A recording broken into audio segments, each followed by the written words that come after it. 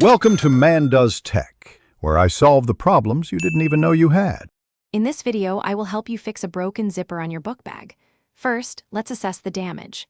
Carefully examine the zipper to understand its type, whether it has coil, plastic, or metal teeth. Next, check if the zipper pull is simply missing or if the teeth themselves are misaligned.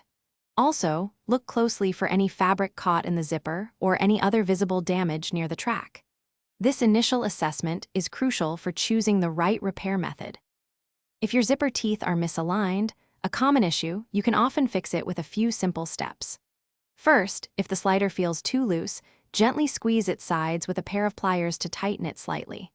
Then, carefully work the slider back and forth along the track, encouraging the teeth to re-engage properly. For smoother movement, apply a small amount of lubricant, such as graphite from a pencil or a bit of wax, directly onto the zipper teeth. This helps the slider glide effortlessly. A missing zipper pull is an easy fix. For a quick, temporary solution, you can attach a paperclip, a small key ring, or even a piece of sturdy cord through the hole in the slider. For a more permanent repair, purchase a replacement zipper pull. These are widely available and come in various sizes. Ensure you get one that fits your existing slider. Use a pair of pliers to carefully open the new pull, attach it to the slider, and then gently close it securely. It's a simple and effective repair. Sometimes, the damage is more extensive, such as severely broken or missing teeth.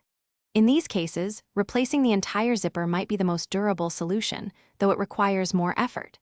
To prevent future zipper problems, make it a habit to regularly clean your zippers and apply a lubricant like zipper wax or a silicone spray. Also, always avoid overstuffing your book bag.